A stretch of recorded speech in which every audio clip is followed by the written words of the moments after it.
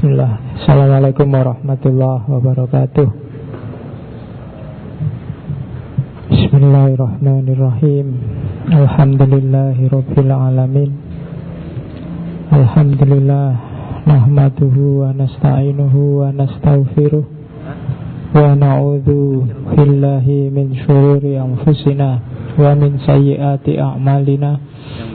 May yahdihillahu fala mudhillalah wa may yudlilhu fala hadiyalah. Asyhadu an la ilaha illallah wahdahu la syarikalah wa asyhadu anna Muhammadan abduhu wa rasuluh.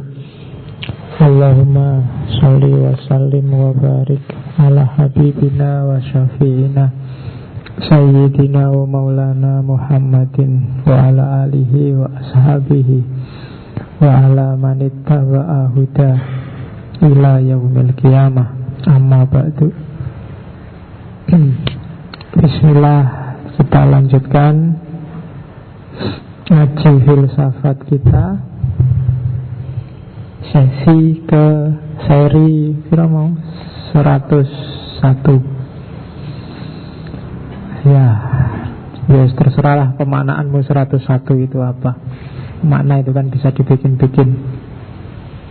Pokoknya ya 101. Bayangan saya kalau setiap sesi kalian dapat satu aja wawasan baru, tidak usah banyak-banyak. Dari misalnya sekali ngaji 15 slide, dari 15 itu satu slide aja, dari satu slide itu sak baris dok, sak poin aja. Kalau kamu dapat, itu kan satu wawasan namanya, satu pengetahuan. Kali 101, kamu punya 100 teori dalam filsafat, 100 konsep filsafat. Sudah lumayan, sudah pinter, sudah bisa dibuat ngayal dikit-dikit. Oke. Cuma saya tidak tahu ya, kalau bagi yang jeli membaca sejarah filsafat, kadang-kadang berpikir jernih itu sering tidak mendapat tempat. Karena hidup ini sebagian besar yang menang itu kuasa, yang punya kekuasaan, bukan yang punya kepandaian. Kondisinya semacam itu. Cuma ya seperti katanya Ronggo Warsito, sak bejo-bejone wong edan, wong lali, wong kuoso yang sewenang-wenang, masih bejo orang yang eling lan waspada. Eling itu berarti kamu sadar. Untuk bisa sadar harus punya bahannya pengetahuan. Untuk bisa menangkap pengetahuan, ya kamu harus ngerti tekniknya. Disitulah filsafat main. Eling itu bukan kok terus kamu bangun tidak ngantuk, tidak tidur. Eling itu kalau di filsafat namanya kesadaran.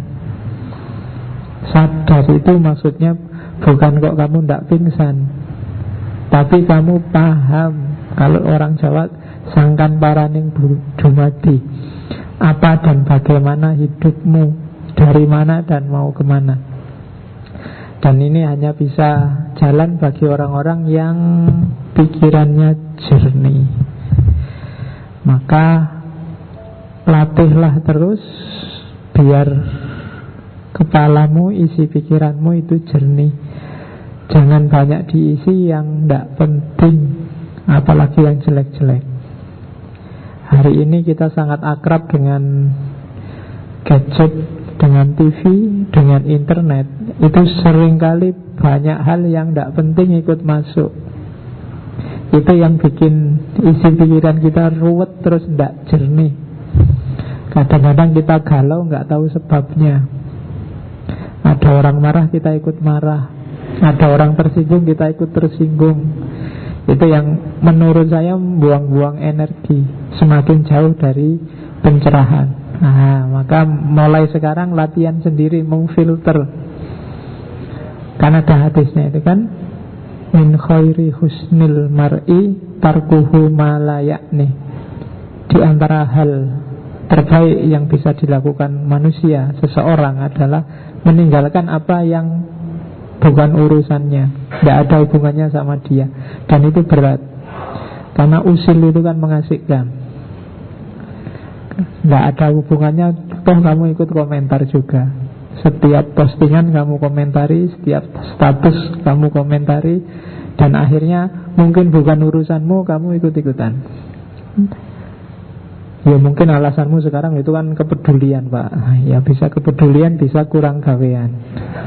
Ya, kamu harus pintar membedakan mana itu kepedulian, mana itu kurang gawean.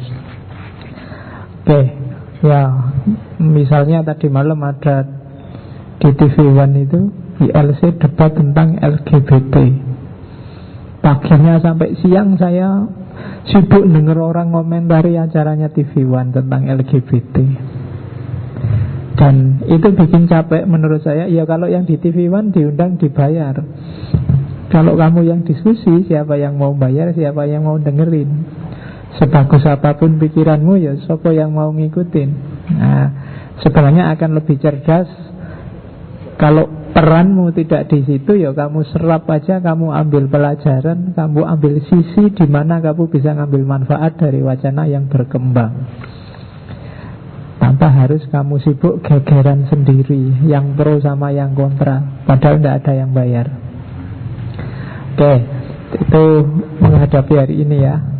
Kita lanjutkan ngajinya. Malam ini kita ada di sekularisme, sipilis yang bagian C-nya, yang diharamkan oleh MUI. Ya MUI mengharamkan tidak salah. Tidak salah dalam arti segala sesuatu memang pasti ada sisi tidak relevan dan keliru, tapi pasti juga ada sisi baiknya. Liberalisme kemarin sesi pertama, kemudian pluralisme kemarin, bagi yang jeli akan melihat di situ ada banyak manfaat, tapi juga di beberapa segi tidak harus begitu. Nah, mungkin yang dilihat oleh MUI itu yang bagian tidak harus begitu itu, sehingga terus difatwakan haram. Kayak katanya Imam Syafi'i itu loh, Ro'yi sawab wayah tamilul khoto, wa ro'yukal khoto wayah tamilus sawab. Pendapatku itu benar. Ya pendapatku karena hasil pikiranku sendiri, yang mesti wayah aku benar. Tapi aku sadar bahwa pendapatku itu ya tamilul khoto, mengandung sisi-sisi salahnya juga. Wong aku manusia yang terbatas, yang bisa salah. Wa ro'yukal khoto, pendapatmu menurut aku salah, makanya saya punya pendapat sendiri. Tapi wayah tamilus sawaf, mungkin ada sisi-sisi benarnya. Oke. Termasuk sekularisme. Sekularisme ini bagi banyak orang akar, khususnya di timur, dia ini akarnya segala jenis kekufuran dan kejauhan orang dari agama. Padahal mungkin kalau kamu sudah belajar, sudah ngerti, oh itu tuh sekularisme, jangan-jangan kita semua ini sekuler. Jangan-jangan yang memfatwakan sekularisme sebenarnya juga sekuler. Ya kan? Oke, nanti kita lihat. Sama kayak liberal atau pluralisme kemarin. Mungkin ada yang membedakan, ya kalau pluralitas saya setuju, tapi kalau pluralisme saya nggak setuju. Tapi kalau kamu pluralitas setuju terus bilang kita harus saling menghargai, saling mendukung dalam keragaman, dalam pluralitas, ya itu sama aja namanya pluralisme. Karena pluralisme itu ideologi yang menyikapi keragaman dengan cara menghargai semua keragaman itu. Ringkasnya kan itu. Kamu tidak pluralis kalau ingin menghancurkan semua yang beda sama kamu. Intinya kan di situ. Tapi begitu kamu toleran, begitu kamu bisa menerima, bisa mutual understanding, bisa koeksisten, berarti sebenarnya kamu seorang pluralis. Meskipun mungkin kalau ditanya ndak ngaku. Liberalis juga begitu kan kemarin, menjunjung tinggi suara individu-individu, pendapat individu-individu dihargai. Di sisi ini kan mungkin sebagian besar kita sebenarnya orang-orang yang liberal. Imam Syafi'i merasa dirinya benar, Imam Malik merasa dirinya benar. Di luar ring itu sebenarnya disebut pluralis, liberalis. Di sisi itu loh ya. Cuma hari ini banyak orang hanya lihat sisi negatifnya. Ya ndak salah, cuma kalau bahasa ilmiahnya namanya reduktif. Harusnya 10 cuma diambil 3. Makanya kamu jangan marah sama MUI. Kalau kamu marah sama MUI itu namanya podo wae makommu karo MUI. Kamu juga reduktif. Yang benar gimana terus Pak? Kamu bingung dewe akhirnya. Gitu nggak boleh, gini nggak boleh. Itulah makanya filsafat itu bukan orang yang sudah menemukan kebenaran, tapi orang yang mencintai kebijaksanaan. Dan untuk bisa bijaksana itu jalannya panjang, tidak bisa dijujuk begitu saja 1 tambah 1 2. Oke, kita mulai dengan sekularisme. Sekularisme adalah anak kandungnya peradaban Barat, khususnya diawali di era modern.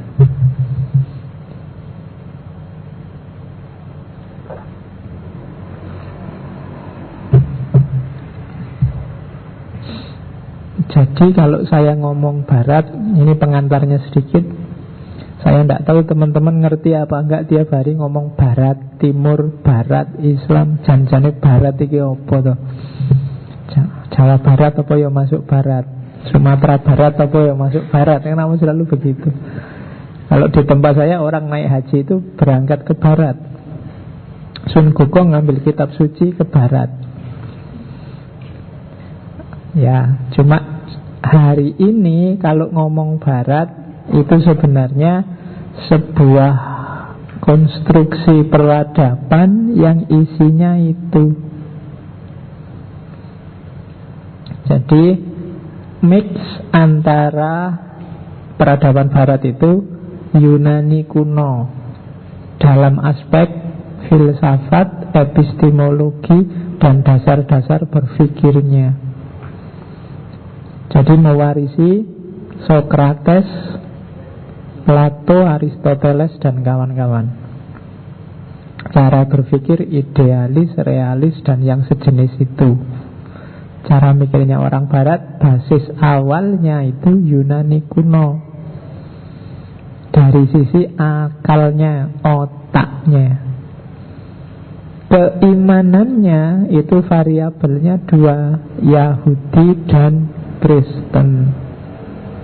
Barat tidak identik dengan Kristen, tidak identik dengan Yahudi. Tapi peradaban Barat dalam aspek kepercayaan pada yang supranatural, pada ketuhanan, itu coraknya Yahudi dan Kristen dengan segala variabelnya.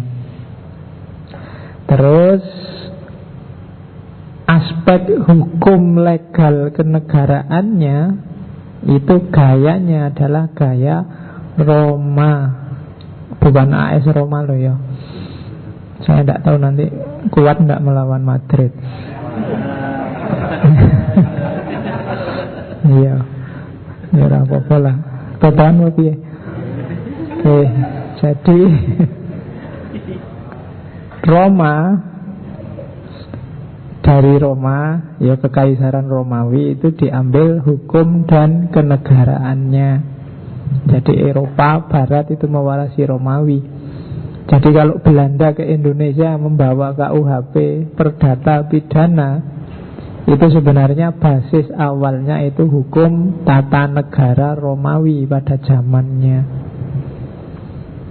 Meskipun sebenarnya banyak khazanah lokal yang nuansa hukum dan kenegaraannya juga kuat. Misalnya Majapahit. Majapahit itu punya kitab undang-undang sendiri yang khas Jawa, khas Nusantara. Cuma nggak dipakai karena kita lama dijajah oleh Belanda. Oke, jadi aspek hukum kenegaraannya Romawi gayanya, kemudian mentalitasnya itu mix antara Latin, Jerman, Celtic, Nordik. Saya tidak tahu kalian pernah dengar istilah-istilah ini enggak ya? Latin, kalau kamu ngertinya Latin itu kan huruf Latin yang nulisnya disambung-sambung itu. Latin itu bahasa kuno. Latin itu kayak kalau di kita Sanskerta. Sanskerta itu kan bahasa yang sudah mati tapi turunannya banyak. Misalnya bahasa Urdu, bahasa Jawa, bahasa Palawa itu kan dulu dari Latin. Nah, kalau Barat, Latin itu nanti diwarisi bahasanya yang sudah mati, diwarisi jadi bahasa Spanyol, bahasa Portugis, bahasa Itali. Itu mewarisi Latin. Jadi wilayah Latin itu. Termasuk kalau kalian dengar Amerika Latin. Amerika Latin itu daerah Amerika Selatan. Kenapa disebut Amerika Latin? Karena dulu dijajah oleh negara-negara yang berbahasa, mewarisi bahasa Latin ini. Dijajah Spanyol, dijajah Portugal. Brasil misalnya, Brasil itu dijajah Portugis. Argentina dijajah Spanyol. Bahasanya akan mirip-mirip mewarisi Latin, maka disebut Amerika Latin. Jadi itu Latin. Kalau Jerman jelas. Kalau Celtic biasanya ditulis pakai huruf C, Celtic. Yang suka klub sepak bola mesti kenal dengan Celtic.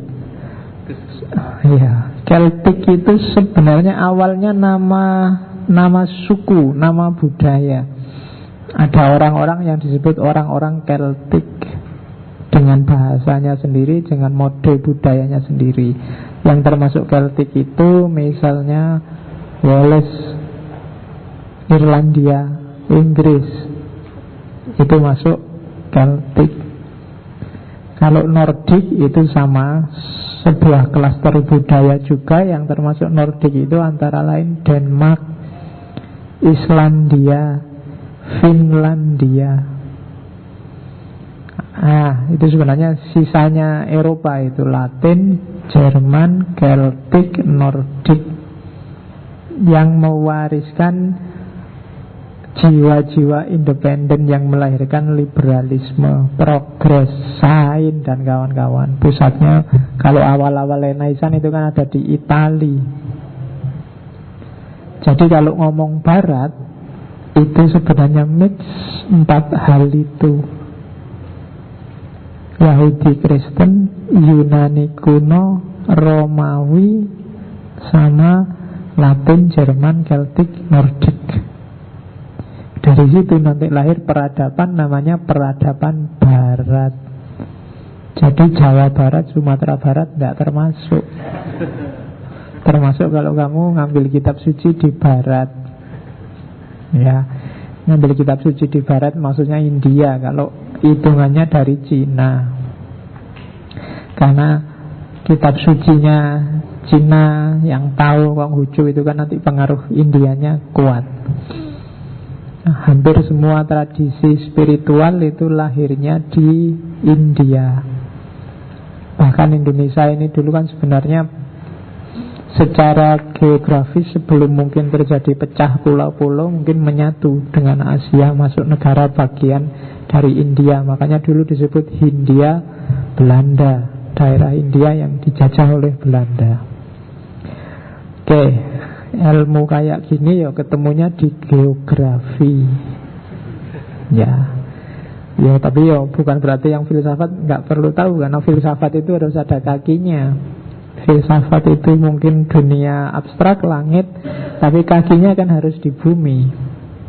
Kalau filsafatmu hanya di kepala, itulah yang bikin filsafat susah dipahami, karena nggak nyambung sama realitas hidupmu. Banyak orang tanya, gimana sih Pak bikin filsafat itu mudah? Caranya gampang, kasih kaki ke bumi, jangan cuma di langit. Kalau kamu belajar filsafat itu hanya di buku, terus kamu puyeng menghafalkan teori-teori, tidak ada relevansinya sama kehidupanmu, ya setelah baca buku, bukunya ditutup, ya pemahamanmu hilang. Tapi kalau kamu kasih kaki bahwa dia harus jalan di muka bumi, relevansinya sama hidupmu apa, hubungannya sama kenyataan sehari-hari di mana, itu akan lebih bikin filsafat mudah dipahami. Jadi filsafat itu kan hasil refleksi para filosof terhadap realitasnya sendiri-sendiri. Dan realitas para filosof itu tidak akan jauh beda sama realitasmu. Wong kita ada di bawah matahari yang sama. Maka pahamilah relevansi. Teori macam-macam yang kita kaji tiap malam Kamis itu sebenarnya nyambung saja sama hidupmu. Tinggal kamu nyari tarikan-tarikannya. Oke, jadi itu. Ini peradaban barat yang jadi ibu kandungnya sekularisme. Nah, kayak gimana sih kok bisa melahirkan sekularisme? Yang pertama tadi, misalnya pengaruh Yunani kuno. Yunani kuno dimulai dari Plato, Aristoteles, punya berpikir dualistik. Mungkin kamu juga secara nggak sadar punya gaya mikir dualistik. Misalnya kalau di Yunani kuno pembagian matter sama form. Matter itu barangnya, form itu bentuknya. Matternya ini kaca, bentuknya gelas.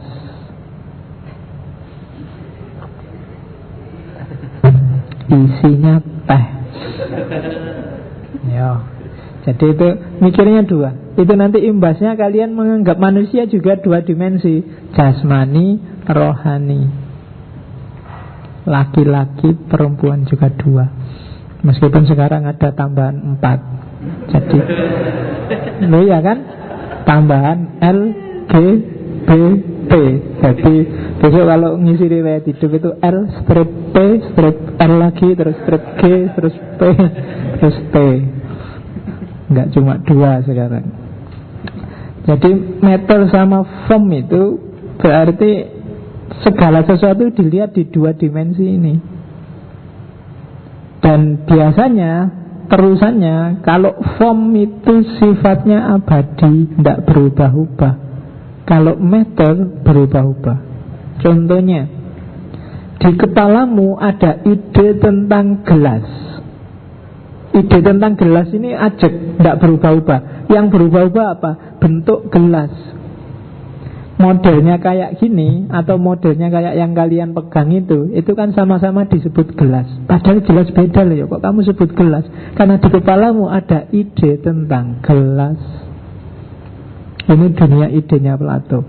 Jadi dunia ide itu sifatnya abadi, beda sama dunia nyata, dunia matter, dunia benda. Ini baju, yang kalian pakai juga baju. Sama-sama disebut baju padahal jelas beda bentuknya. Kenapa? Karena di kepala kita ada ide tentang baju. Manusia misalnya, ada yang cakep, ada yang jelek, ada yang setengah jelek. Ya kan? Ya contohnya ngono. Tapi kan sama-sama disebut manusia. Aku yang menungso, kowe ya wok padha menungsone wae kan gitu, kalian selalu gitu. Nah, itu ide tentang manusia itu formnya, matternya ya yang kita lihat sehari-hari. Dan ini warisannya Yunani kuno. Jadi realitas yang sejati kalau katanya Plato, justru yang hakiki itu yang ada di kepala, yang tidak berubah-ubah. Kalau ekspresinya, matternya, barangnya itu pasti berubah-ubah, ganti-ganti. Ada orang cacat misalnya, tapi kan tetap kita sebut manusia. Ada kuda kakinya 1 karena mungkin habis kecelakaan, tetap kita sebut manusia kan. Kuda kan, sebut manusia kewalik. Jadi ada form, ada matter. Ini warisan Yunani. Ya kelihatannya benar sih, simple sih. Kamu menggambarkan dalam hidupmu langsung bisa ditangkap. Cuma jangan salah, ini implikasinya panjang. begitu masuk ke dalam agama, imbasnya muncul ada wilayah sakral, ada wilayah profan. Ada yang suci, ada yang duniawi, tidak suci. Jadi begitu berhubungan sama agama, segala sesuatu kan kalian pecah jadi dua ini. Kalau masjid ini sakral, kamu jangan macam-macam di masjid. Kalau kamar kos-kosanmu nggak apa-apa, kamu nggak pakai baju di situ, kamu hanya pakai celana dalam, joget-joget nggak masalah. Tapi kalau di masjid jangan. Kenapa? Masjid kamu anggap sakral, kalau kamar kos-kosanmu enggak. Kalau baju kayak gini, ini baju profan. Tapi kalau baju koko, serban, jubah, nah itu baju sakral. Ya kan selalu begitu. Meskipun perdebatan bukan Islam, itu Arab, ya monggo debat. Tapi kan ada orang yang anggap itu sakral, yang lain anggap itu tidak sakral. Jadi cara berpikir dualistik tadi, begitu berhubungan sama agama, sekarang orang mikirnya sakral, tidak sakral. Apapun itu, kamu selalu anggap itu urusan agama apa enggak. Ada yang enggak, ya itu urusan agama. Ada yang bilang enggak. Makanan itu ada sisi sakralnya loh. Maka terus ada label haram, label halal. Makanan halal. Sekarang sampai jilbab aja kan, ada jilbab halal, jilbab haram. Ya. Besok juga begitu. Mungkin jangan-jangan sampai baju, jaket, celana dalam, besok ada celana dalam halal, celana dalam haram. Nah, itu kenapa ada dikotomi sakral sama profan ini loh. Ada yang dianggap urusan dunia, ada yang dianggap ini urusannya akhirat. Nanti ada yang ekstrim, ya semua itu profan, semua urusan dunia hubungannya sama manusia. Ada yang kemudian ekstrim, semuanya sakral, semuanya ciptaannya Allah, segala hal itu bisa dibawa untuk ibadah. Tapi meskipun ekstrim sakral atau ekstrim profan, yang jelas di kepalanya, di otaknya sudah ada pemilahan mana sakral, mana profan. Jadi segala yang di dunia ini dipecah dua. Sama-sama menggerakkan badan. Kalau sholat itu sakral, kalau senam itu profan. Oke, loh ya kan? Jadi senam, yoga itu bagi kamu kan profan, tapi bagi orang Hindu dia sakral. Nyanyi mungkin, gitaran bagi kamu profan, tapi lagu tertentu bagi kamu sakral. Bagi orang Kristen lagu tertentu sakral, bagi kamu profan. Mungkin malah sholawatan, bagi yang anggap sholawatan dengan lagu itu bid'ah, anggapnya sholawatan itu profan, tidak sakral. Tapi bagi kamu yang suka sholawatan itu sakral. Selalu begitu. Dualisme gaya Yunani, Plato dan kawan-kawan, imbasnya ke agama semacam ini. Terus ngapain juga kalau kita mikir kayak gini? Ternyata ketika kita mikir dengan gaya sakral dan profan, dampaknya juga kadang-kadang tidak bagus. Misalnya, ya kan? Akhirnya apa? Yang sakral kita anggap berharga, abadi. Sakral itu suci, tidak boleh macam-macam, harus kita jaga benar. Yang profan itu sifatnya duniawi, temporer, urusan kita manusia.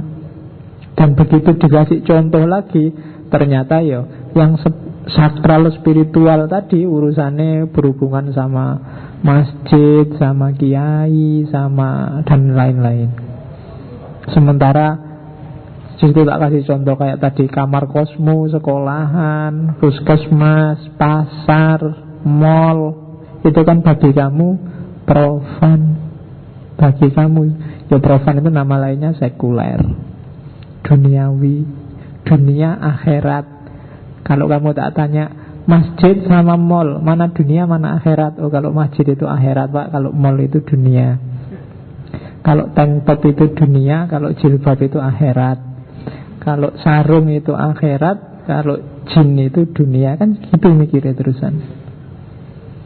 Itu kalau model itu sih enak. Tapi kalau terus puskesmas itu dunia, ya kan, kalau alternatif ruqyah itu akhirat. Oh, itu tadi ngono akhirnya. Jadi yang ngusir jin sambil ngotong, wow, itu akhirat. Cuma kalau suntik kemudian minum obat itu dunia, puskesmas. Nah itu dampaknya nanti ke situ. Kalau kalian punya gaya mikir semacam itu, sadar atau tidak sadar sebenarnya kamu sudah sekuler. Gitu loh. Jadi makanya tadi tak bilang jangan-jangan kita sebenarnya sekuler. Cuma selama ini tidak ngerti aja. Kamu kan definisinya orang yang misah urusan negara sama urusan agama, itu namanya sekuler. Misah urusan dunia sama urusan agama. Loh hampir semua ya sekarang. Wong MUI-nya aja bikin sertifikasi halal. Itu kan berarti milah-milah. Yang urusan hubungannya sama akhirat disertifikasi, yang enggak ya enggak. Justru kalau memang nggak mau sekuler, ya semua harus disertifikasi. Nggak cuma jilbab, ya memang semuanya. Mungkin tukang cukur, mungkin urusan kabeh, tukang sate, angkringan itu harus disertifikasi oleh MUI. Kalau enggak, ada yang disertifikasi, ada yang enggak. Berarti ada yang duniawi, ada yang ukhrawi. Nah berarti angkringan, kalau kamu mau ngangkring, coba dilihat di nasi kucingnya itu ada stempel halalnya enggak. Kalau enggak ada jangan dimakan. Itu berarti sertifikasi halal. Enggak ada, jangan-jangan ada campuran apa. Kan gitu sekarang orang mikirnya. Kamu beli mie ayam atau beli apa itu kan. Kalau beli sate juga dilihat di situ ada sertifikasi halal enggak, ada izin POM, ada izin Depkes apa enggak, kan gitu harusnya. Nah itu cara mikir akarnya sebenarnya di sini nanti. Kenapa kemudian lahir namanya sekularisme? Ya mungkin kamu ya enggak gitu Pak, sekuler itu Pak. Makanya tadi tak bilang ternyata dalam memahami pun kita sebenarnya sering milih-milih bagian yang cocok sama versi kita. Padahal akarnya sebenarnya di sini. Jangan-jangan yang memfatwakan anti sekuler itu dia juga sekuler. Sama kayak yang anti kapitalis sebenarnya ya kapitalis pol. Misalnya ono demo anti kapitalisme dibayar satu orang 50.000 ya padha wae. Jadi akar kenapa kemudian lahir sekularisme di sini. Oke, akarnya ini. Dari sisi sejarah, dari sisi kata-kata, sekuler itu bahasa Latin saeculum, artinya duniawi. Jadi saeculum itu dimensi ruang berarti duniawi, dimensi waktu berarti sekarang, dunia sekarang. Jadi konotasinya itu. Yes, pokoknya persis kayak kamu ketika memilah ini urusan dunia, ini urusan akhirat. Terus kita terusan. Kalau ini definisi di mana-mana ada. Nah, akarnya itu orang pertama